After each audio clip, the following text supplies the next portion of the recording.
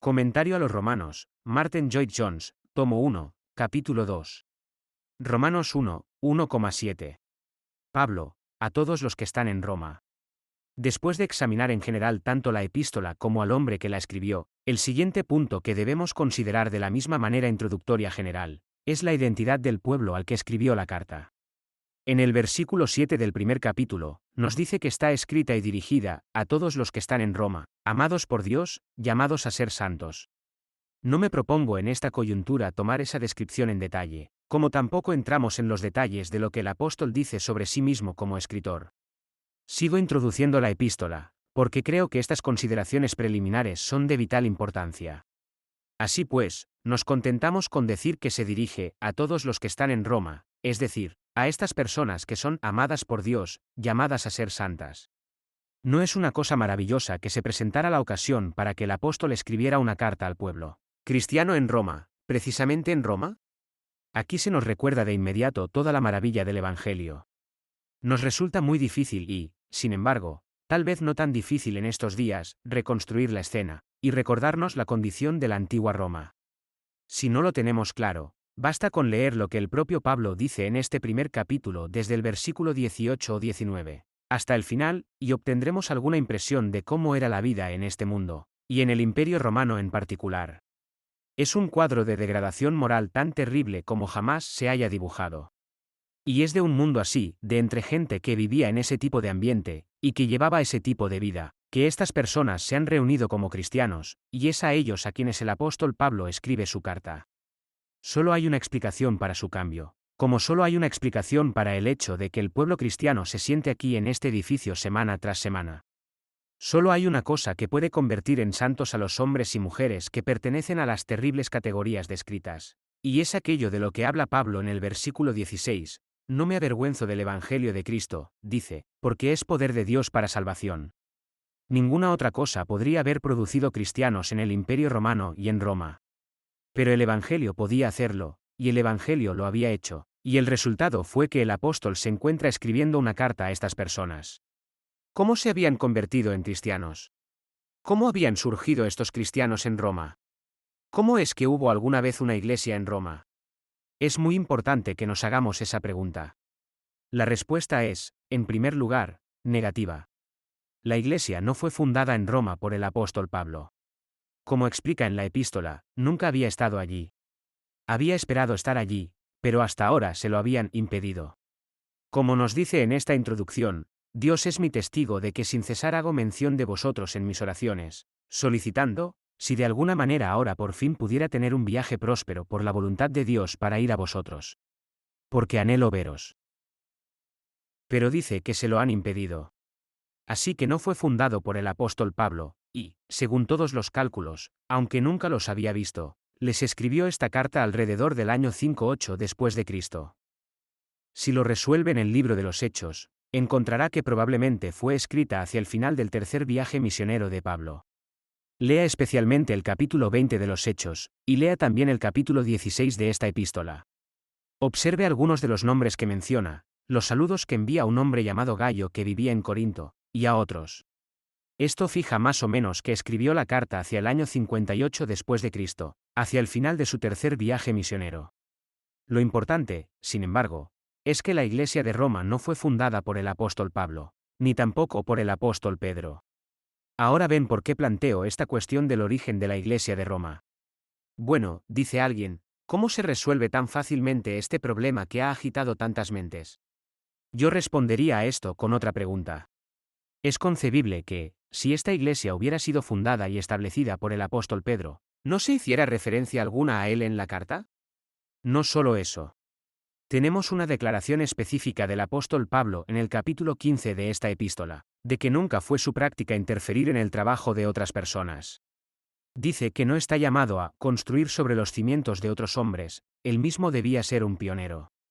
Por lo tanto, es seguramente discutible que si el apóstol Pedro hubiera establecido y fundado esta iglesia, Pablo no les habría enviado esta carta. Era contrario a su práctica, dice. Así que nuestra primera respuesta sería la ausencia del nombre de Pedro, ni siquiera una remota referencia a él, y esta contradicción en blanco de lo que el apóstol nos dice que era su costumbre y su hábito. Además, y esto tiene que ser concedido incluso por la Iglesia romana, no hay ninguna evidencia histórica real, incluso fuera del Nuevo Testamento, de que Pedro estuviera allí en ese momento. Ahí, diría yo, está la evidencia, y es muy importante. Pero podemos ir más allá y decir que tampoco de que esta iglesia fuera fundada por ningún otro apóstol.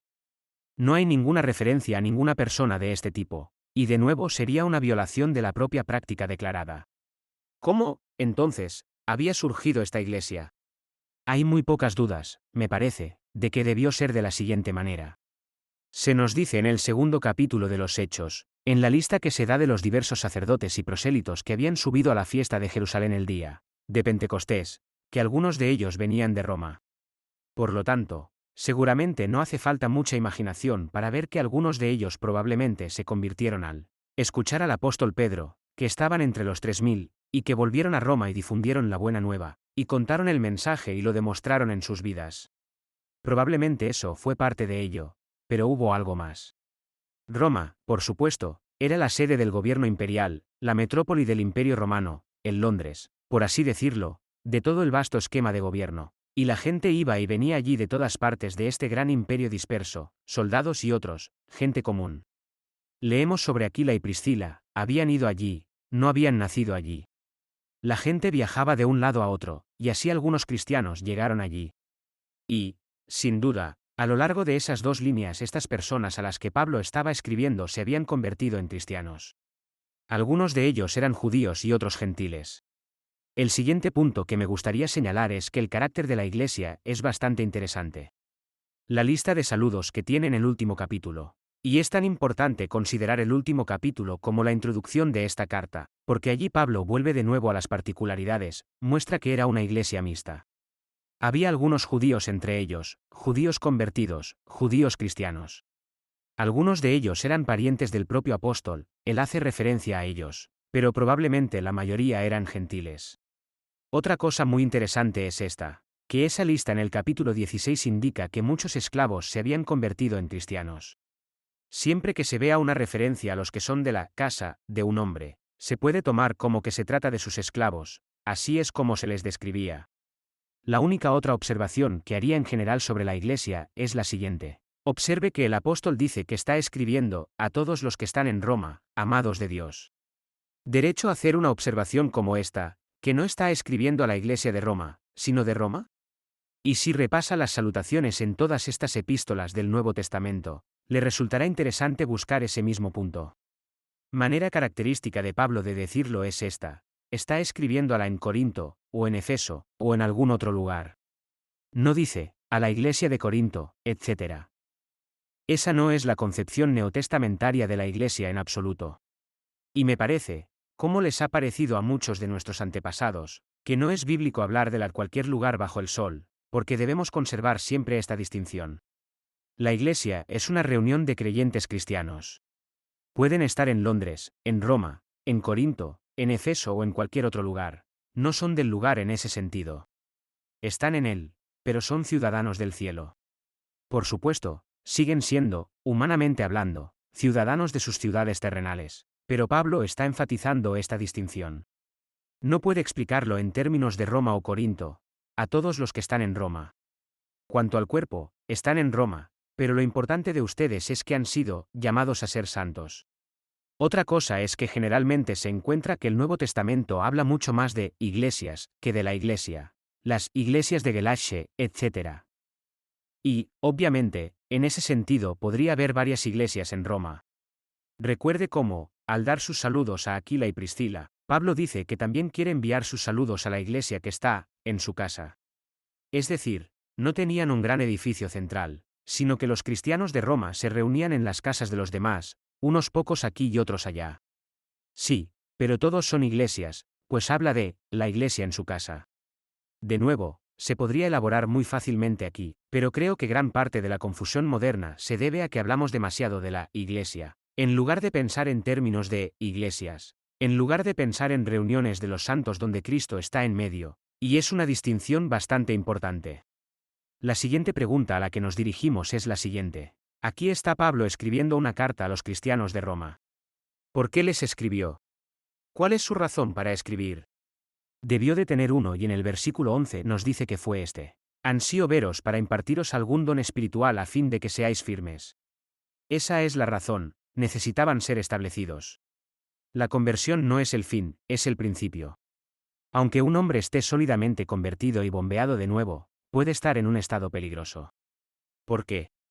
El apóstol nos dice en el último capítulo 16, en los versículos 7 y 18, ahora bien, hermanos, fijaos en los que causan divisiones y ofensas contrarias a la doctrina que habéis aprendido, y evitadlos. Porque los tales no sirven a nuestro Señor Jesucristo, sino a su propio vientre, y con buenas palabras y bellos discursos engañan los corazones de los simples. Cuando leo eso, casi siento que Pablo estaba escribiendo a los cristianos modernos. Les escribo a ustedes, dice, para establecerlos. Hay gente que va por ahí utilizando palabras bonitas y argumentos engañosos. Son tan congraciados, parecen tan finos, y el creyente simple e ignorante es susceptible de escucharlos, y así ser llevado por todo viento de doctrina. No basta con estar convertido, necesitamos estar establecidos y ser edificados. Esto seguramente nunca fue más necesario que hoy, y por eso nos corresponde estudiar la epístola a los romanos. Este es un problema persistente. Había falsos maestros entonces, los judaizantes y otros, y estaban desviando a la gente, y muchos cristianos estaban perdiendo su alegría. Mire a los Gálatas, por ejemplo. Parecían haberlo perdido casi todo por escuchar a esos otros. Lo mismo ocurre hoy en día. No es tanto la falsa enseñanza de hoy, como las sugerencias de que no importa lo que se enseña. Aquí se trataba específicamente de una doctrina errónea, pero hoy la tendencia es decir que la doctrina no importa en absoluto, que mientras un hombre haya tenido algún tipo de experiencia, no importa. Seguramente, dicen, todos podemos ser ecuménicos en la evangelización en cualquier caso. En otras palabras, ofrezcamos a Cristo a la gente. Pero yo digo, ¿quién es ese Cristo? ¿Cómo es Él? Ah, pero, dicen, ahora estás causando divisiones, no debes hacer esas preguntas. Lo que hay que hacer es conseguir que la gente se convierta primero, y luego podemos pensar en enseñarles. Pero debemos estar seguros de que están establecidos, de que llegan al fundamento correcto, porque no se puede poner otro fundamento que el que está puesto. Hay falsas enseñanzas por todas partes, y nos corresponde, por tanto, estudiar esta epístola. Sabe, muchos de estos cristianos romanos y otros acabaron muriendo por su creencia. Fueron arrojados a los leones en la arena, sus casas fueron quemadas, fueron sometidos a las más crueles injusticias, y sin embargo se mantuvieron como hombres. ¿Por qué? Sabían no solo en quién creían sino que creían. Estaban tan arraigados en la fe que se mantuvieron como rocas. También, ¿qué hay de los reformadores y mártires protestantes, Latimer y Ridley, y el resto? ¿Qué fue lo que llevó a esos hombres a la hoguera? Solo hay una respuesta, ellos sabían lo que creían.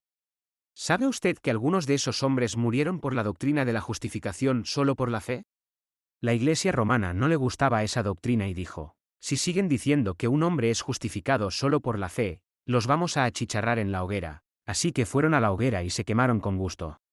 Pero me pregunto cuántos cristianos profesantes, hoy en día, estarían dispuestos a hacerlo, y hablo, por desgracia, no solo de los liberales y los modernistas, sino de los evangélicos. Se está filtrando entre nosotros una terrible tendencia que dice que no importan estas cosas. Los mártires son hombres que saben lo que creen.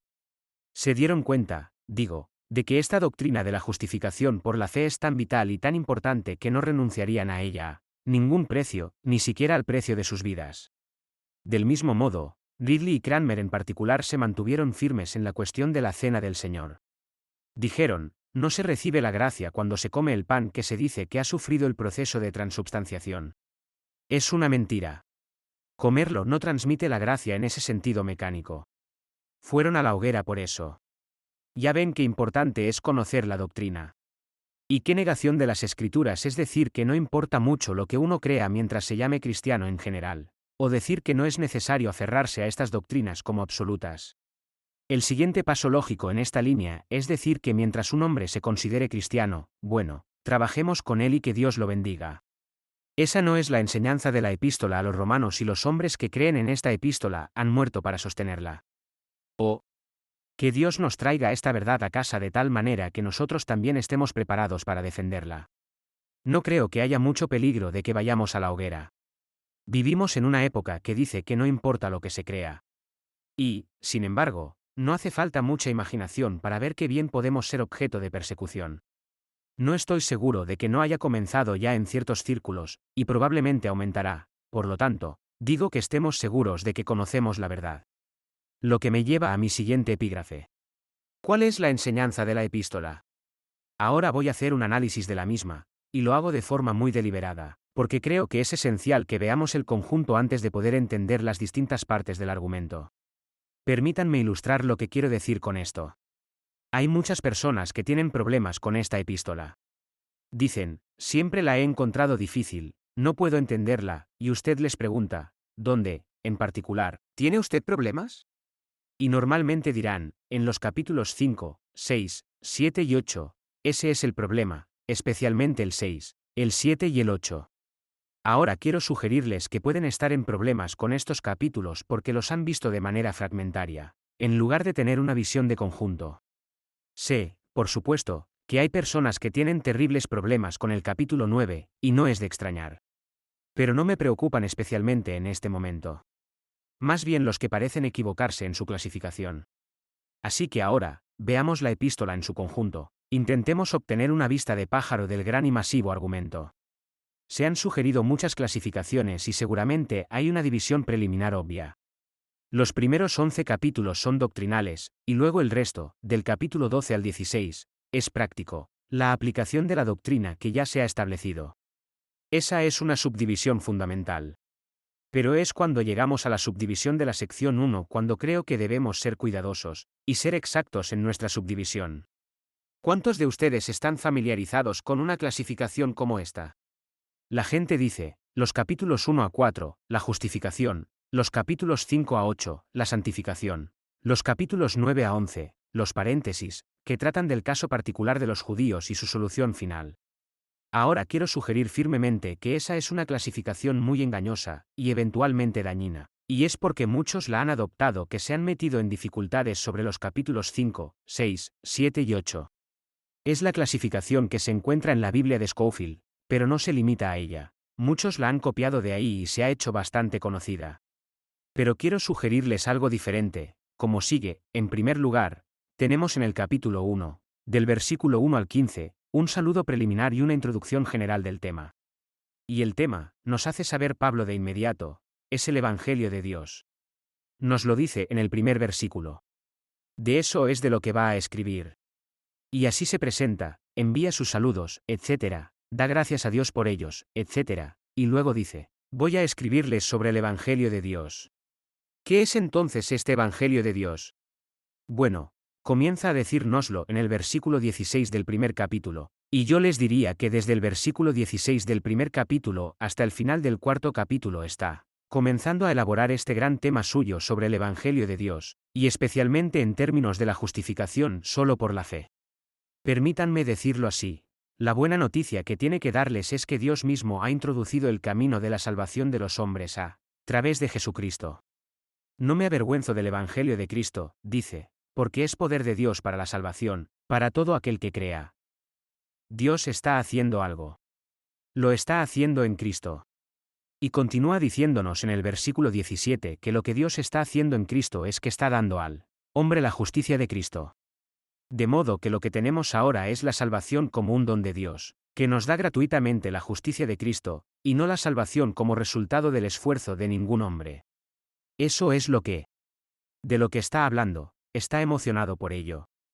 ¿De qué tengo que hablar?, dice Paul. Pues bien, aquí está, no me avergüenzo del Evangelio de Cristo, porque es poder de Dios para salvación a todo el que cree. Porque en él se revela la justicia de Dios de fe en fe. Es totalmente nuevo, dice Pablo. Es una buena noticia. Es una noticia nueva. A partir de ahora no vamos a pensar en la justicia en términos de lo que un hombre hace, sino en una justicia que Dios da, una justicia que viene de Dios en Jesucristo a través de la fe. Y es para todos, judíos y gentiles, no solo judíos, sino también griegos. Y sigue tocando ese gran tema. Ahora bien, eso es lo que Pablo está haciendo, desde el versículo 16 del primer capítulo hasta el final del cuarto. Veámoslo con un poco más de detalle. En los versículos 16 y 17 está afirmando de nuevo lo más importante, fíjense en el énfasis. Poder de Dios, justicia de Dios, no del hombre, y fe a la fe. Y luego la cita, el justo vivirá por la fe. Ahí están sus grandes énfasis. Ahora, observemos cómo lo desarrolla. Su primer punto es que todo el mundo necesita esto, que todos los hombres lo necesitan. Desde el versículo 18 hasta el final del primer capítulo muestra cómo los gentiles lo necesitan. Y lo necesitan terriblemente. En el segundo capítulo muestra cómo los judíos lo necesitan igualmente, y eso a pesar de que tienen la ley. Este es el argumento. Luego, en el tercer capítulo, hace algo interesante, de los versículos 1 a 20 retoma una objeción. Alguien le diría entonces, a la luz de eso, hasta donde ha llegado al final del capítulo 2, muy bien entonces. Usted está diciendo realmente que nunca tuvo sentido ser judío, y que los judíos nunca fueron un pueblo especial, y nunca estuvieron en una posición especial, y que no tenía sentido la ley. No se equivoque al respecto, dice Pablo, y en esos primeros 20 versículos muestra la importancia de los judíos y el privilegio de los judíos, y lo que Dios pretendía hacer a través de ellos, digo, la posición del judío y la función de la. Luego, desde el versículo 21 hasta el 31, el párrafo final del capítulo 3, hace su poderosa y magnífica declaración de la doctrina de la justificación solo por la fe. Muestra cómo Dios tuvo que hacerlo de la manera en que lo hizo debido a su propio carácter, para poder ser justo y justificador del que cree en Jesús. No solo no hay otra manera de salvar a los hombres, Dios lo. De esta manera porque es la única que está en consonancia y es coherente con su propia santidad, rectitud y justicia. Estos versículos constituyen seguramente una de las declaraciones más grandes y nobles de todo el ámbito de las Escrituras.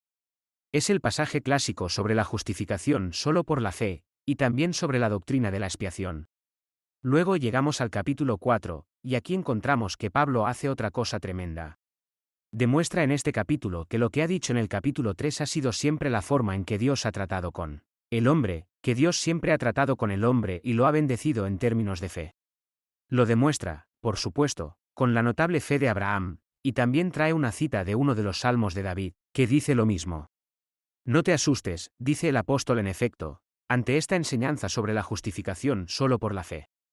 Vayan y lean el Antiguo Testamento y encontrarán que Dios siempre ha tratado con los hombres sobre el principio de la fe. Tomad a nuestro padre Abraham, y procede a elaborar todo el argumento, que fue todo por gracia y todo por fe. No se puede entender la historia de los hijos de Israel de principio a fin a menos que se comprenda el principio de la fe. Ese es el capítulo 4, y qué capítulo tan tremendamente importante es, porque el apóstol demuestra aquí que no hay ningún principio nuevo, por así decirlo, implicado en este camino de salvación en Cristo.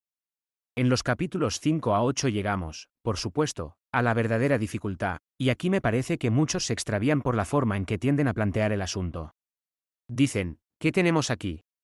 Bueno, en primer lugar Pablo elabora las 7 consecuencias de la justificación, y luego en el versículo 11 del capítulo 5 retoma la doctrina de la santificación y la continúa hasta el final del capítulo 8. Ahora bien, yo sugeriría que eso es un malentendido muy grave de la epístola. Sugiero que lo que el apóstol está haciendo aquí, comenzando en el primer versículo del capítulo 5 y continuando hasta el final del capítulo 8, es más bien esto. Está mostrando y demostrando y afirmando la certeza, plenitud y finalidad de esta gran salvación. Nos está dando una imagen de la seguridad total y absoluta del hombre cristiano. Ese es el tema, no un tema subsidiario como la santificación, sino uno mucho más grande. Ahora se ocupa de mostrar que este camino de salvación en Cristo por la fe es uno que atiende a todo futuro del cristianismo de principio a fin, y de hecho va más allá, pues es la forma en que Dios está llevando a cabo sus propósitos totales con respecto al mundo entero. Doctrina aquí es la seguridad, la finalidad, la plenitud, la certeza absoluta de la salvación del cristiano. Permítanme mostrarles cómo lo hace. Me parece que lo hace realmente en el versículo 2 del 5º capítulo. En primer lugar, como es su costumbre, resume lo que ha estado diciendo, por lo tanto, siendo justificados por la fe, tenemos paz con Dios, por medio de nuestro Señor Jesucristo, por quien también tenemos acceso por la fe a esta gracia en la que estamos parados, y nos regocijamos en la esperanza de la gloria de Dios. Eso es la glorificación. Eso es el fin. Eso es lo último. Por lo tanto, tratar. Así que yo analizaría los 4 capítulos, 5, 6, 7 y 8, de esta manera. El hombre cristiano en esta salvación se encuentra en una posición de absoluta seguridad. ¿Por qué? Tiene tres respuestas a la pregunta. En primer lugar, ¿estás seguro porque es obra de Dios? No es obra suya, es obra de Dios. No deja de insistir en esto.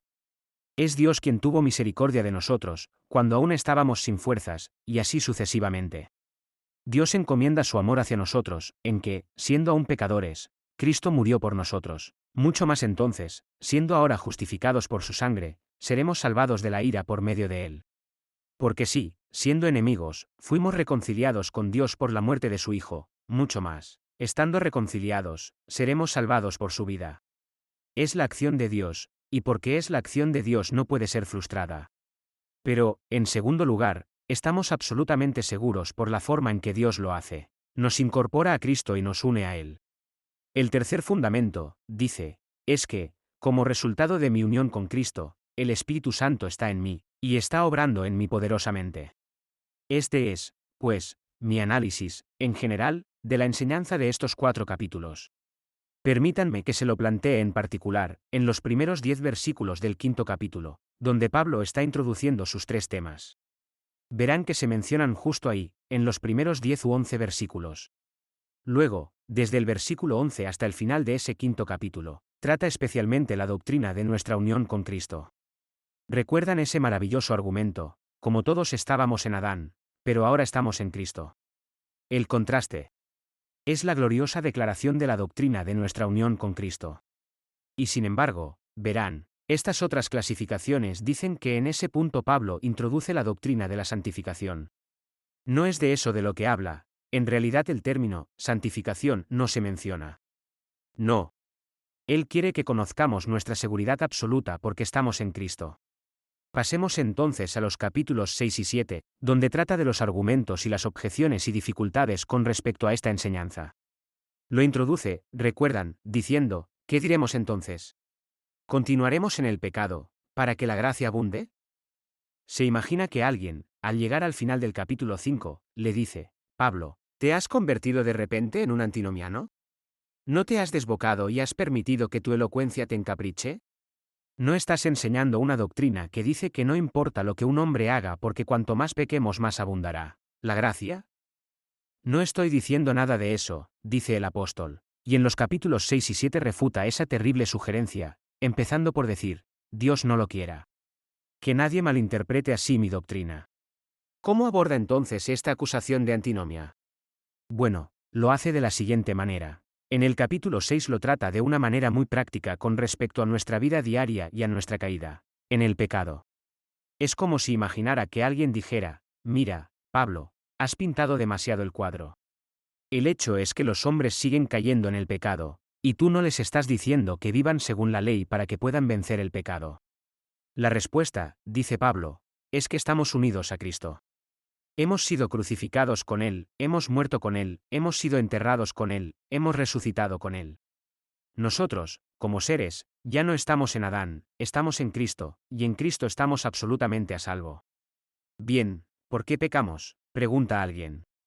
El pecado, responde el apóstol, permanece en el cuerpo en nuestros miembros mortales, y la manera de tratar con ese problema es darse cuenta de vuestra posición en Cristo y consideraros muertos al pecado pero vivos para Dios, y lo desarrolla en detalle. Ese es el argumento general del capítulo 6. Se está absolviendo de la acusación de antinomianismo. Está explicando cómo el pecado aún permanece en el creyente, y muestra cómo solo mediante la comprensión de la verdad sobre nosotros mismos en unión con Cristo lo superamos. Luego, en el 7º capítulo, pasa a tratarlo en términos de la ley. Algunas de estas personas se habían apoderado de la idea de que, aunque hubieras creído en el Evangelio, todavía, por así decirlo, tenías que seguir salvándote, obedeciendo la ley. Así que el apóstol retoma ese asunto en el capítulo 7 y dice, mira, debes dejar de pensar en la ley por completo, has muerto a la ley. Al igual que una mujer casada con un hombre es libre cuando muere su marido, tú eres absolutamente libre de la ley en ese sentido, no pienses más en la ley en esos términos. Y no solo eso. Diciéndoles que, a causa de la profundidad y el poder del pecado, la ley nunca había podido salvar a ningún hombre en el pasado, y nunca podrá salvar a ningún hombre en el futuro. Y ese es el argumento de la segunda mitad del 7º capítulo. En la primera mitad nos muestra nuestra libertad de la ley como aquello que puede condenarnos. En la segunda mitad dice, si confío en mi propio cumplimiento de la ley para librarme del pecado, estoy condenado al fracaso. Lo elabora, recuerdan, de forma intensamente personal. No hay ni un vestigio de sugerencia de que haya pasado por algunas etapas, no está pensando en etapas. No está pensando en pasar del capítulo 7 al 8. Está mostrando el propósito eterno de Dios, y su absoluta certeza y seguridad, y que nada puede detenerlo. Está explicando por qué todavía tenemos el problema del pecado, y que nunca podremos librarnos de eso en términos de nuestros propios esfuerzos, pero que lo que nos va a librar es nuestra relación con el Señor Jesucristo. Así que termina diciendo, doy gracias a Dios por Jesucristo nuestro Señor. No se trata de que yo, como cristiano, haya intentado primero hacerlo por mí mismo, y solo después haya decidido mirar a Cristo y seguir a partir de ahí por la fe. Eso no es lo que el apóstol está diciendo. Lo que está diciendo es esto: escúchame, lo que te está salvando, y te salvará y finalmente te llevará a la gloria es que estás en Cristo, todo lo demás es inútil. Es una elaboración de nuevo de esta gran doctrina de la unión, de esa manera particular. Así llegamos al final del 7º capítulo, hemos muerto a la ley, y de esta manera Dios en Cristo está obrando en nosotros poderosamente. Como lo hace es el tema del 8º capítulo. No hay ninguna brecha, como ven, no hay ninguna contradicción, es solo una continuación. Está mostrando esta certeza absoluta y en los primeros 4 versículos del capítulo 8 resume el punto al que ha llegado.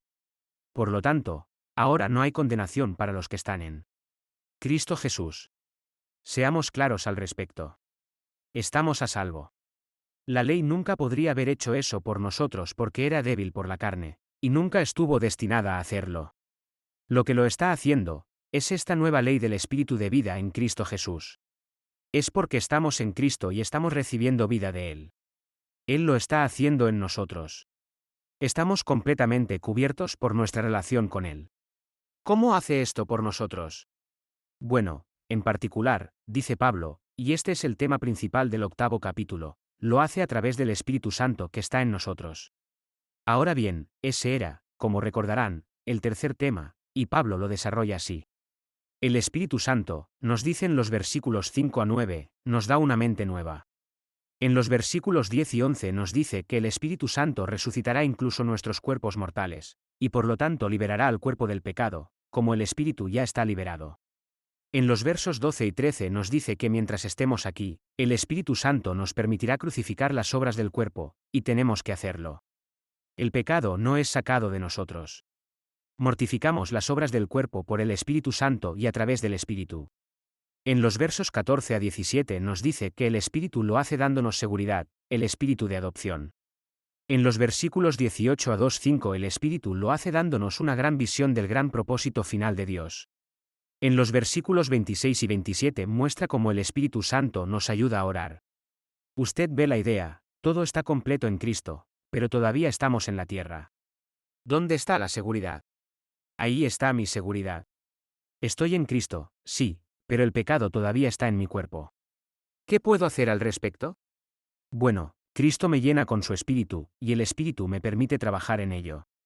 Trabajen en su propia salvación, como dice Pablo en otra parte, con temor y temblor, porque es Dios quien obra en ustedes tanto el querer como el hacer por su buena voluntad. Luego, por supuesto, desde el versículo 28 hasta el final del capítulo, vuelve a resumirlo todo. Ha hecho sus declaraciones detalladas, lo ha elaborado en 3 líneas, y ahora lo resume poniéndolo en forma de estos poderosos desafíos. Sabemos, dice, que todas las cosas cooperan para el bien de los que aman a Dios, y luego continúa diciendo, ¿qué diremos entonces a estas cosas? Si Dios está a nuestro favor, ¿quién puede estar en contra de nosotros? El que no escatimó a su propio Hijo, sino que lo entregó por todos nosotros, ¿cómo no nos dará también con él todas las cosas gratuitamente? Ya lo dijo en el capítulo 5, si siendo enemigos fuimos reconciliados con Dios por la muerte de su Hijo, mucho más, estando reconciliados, seremos salvados por su vida. Seguridad. Certeza. Y entonces Pablo, por así decirlo, se deja llevar por estas tremendas preguntas y desafíos. ¿Quién hay que pueda condenarnos? Dios no puede, porque es el quien justifica. Cristo no puede, es el quien ha muerto por nosotros. ¿Hay alguien en alguna parte? No. Todas las voces son silenciadas. ¿Puede el hombre hacerlo? ¿Puede la persecución? No, nada puede hacerlo. Y luego el gran clímax: no, en todo somos más que vencedores por medio de aquel que nos amó. Nadie puede robarme esta salvación. Estoy absolutamente seguro. Estoy convencido de que ni la muerte, ni la vida, ni los ángeles, ni los principados, ni las potestades, ni lo presente, ni lo futuro, ni la altura, ni la profundidad, ni ninguna otra criatura, podrá apartarnos del amor de Dios, que es en Cristo Jesús, nuestro Señor. Ven que todo el tema de los capítulos 5, 6, 7 y 8 es la seguridad, que aquí, en Cristo, justificado gratuitamente por su gracia, ¿mi fin es seguro? A los que llamó, también los justificó, y a los que justificó, salta, también los glorificó. Y luego, en los capítulos 9, 10 y 11, muestra cómo todo esto, lejos de contradecir lo que Dios había hecho anteriormente a través de los judíos, es realmente una confirmación, si solo se entiende el propósito de Dios. Es una parte esencial del argumento de Pablo. Dios no se ha contradicho, sigue haciendo lo mismo. Él eligió a la gente de antaño, eligió a los judíos para empezar, y dejó al resto, a las otras naciones. Y todavía está haciendo esto, esta doctrina del remanente. La actividad de Dios, como ven, la salvación de Dios. Dios trabajando en ello. Y Él lo trabajará hasta que la plenitud de los gentiles haya entrado y todo Israel sea salvado, y toda la iglesia esté completa. Y entonces, habiéndolo elaborado, Pablo se detiene y dice, ¿qué podemos decir al respecto? Oh, la profundidad de las riquezas tanto de la sabiduría como del conocimiento de Dios. Cuán inescrutables son sus juicios, y sus caminos inabarcables. Ningún hombre puede escudriñar su pensamiento, y nadie le ha ayudado ni aconsejado. Todo es de Dios. ¿Por qué murieron los mártires protestantes? Su gran lema, lo que pusieron sobre sus estandartes, fue la verdad de que solo Dios debe ser glorificado, soli Deo gloria.